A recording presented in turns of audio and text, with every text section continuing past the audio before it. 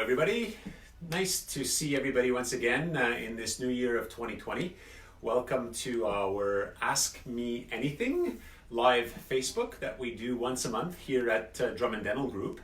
We try to cover topics that are controversial, topical, putting dentistry in layman's terms so that you, our viewers, are able to understand a little bit more and feel a little bit closer to what we're doing for our patients.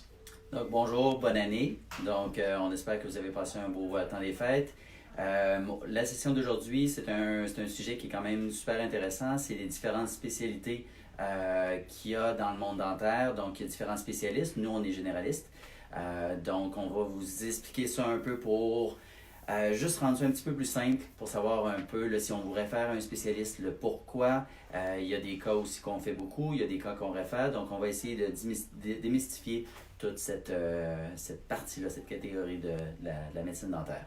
So as Dr. Turcotte mentioned, we're going to be talking about referrals to specialists in dentistry. So when would we as general dentists refer you, our patient, to a specialist outside of the office?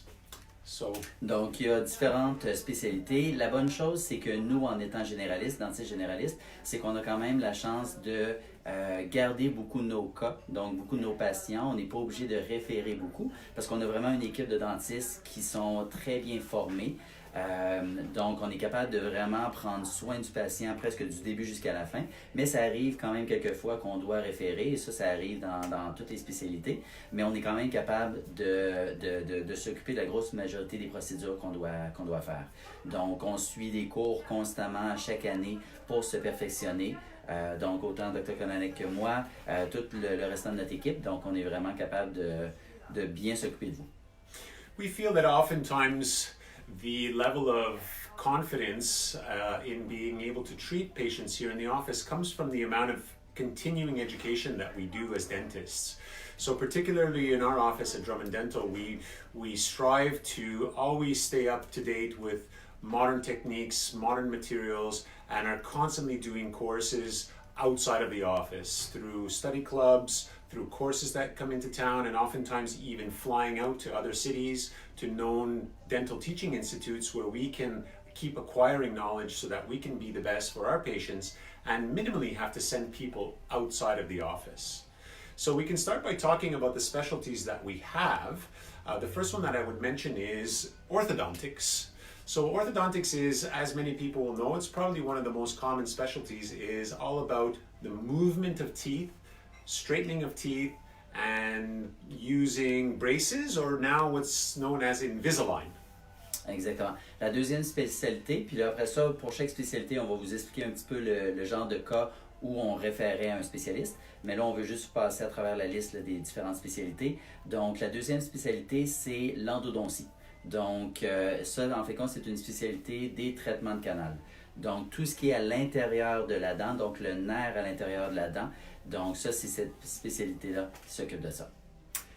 The next one would be an oral surgeon. So when would we have to send you out to an oral surgeon?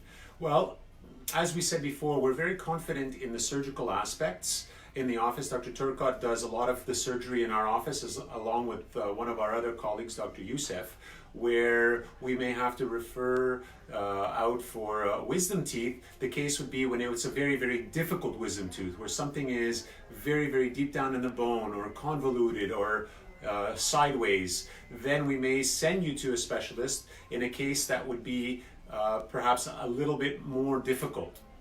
The specialists are able to see these more difficult cases because they handle them all day long. The other would be for the placement of implant, for example.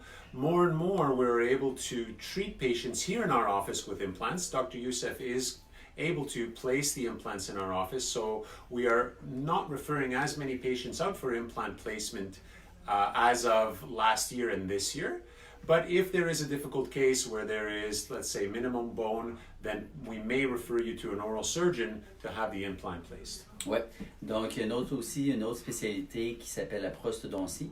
Donc, ça, en fin de compte, c'est tout ce qui est prothèse, donc tout ce qui est artificiel dans une bouche, que ce soit une couronne, que ce soit un pont ou que ce soit un partiel ou une prothèse complète. Donc, cette spécialité-là se spécialise dans tout ça. C'est sûr que, comme généraliste, on est capable de faire la grosse majorité de nos couronnes, on est capable de faire la grosse majorité des ponts qu'on doit faire, les couronnes sur implant aussi, mais dès que c'est des cas qui sont un petit peu plus complexes, où il y a plusieurs facteurs, donc soit par exemple qu'il y a beaucoup de dents qui sont manquantes, que par exemple la personne a la bouche qui est un petit peu plus petite, tous les cas qui sont un petit peu plus complexes, donc là on les référait aux prosthodontistes qui s'occupent de cette spécialité-là.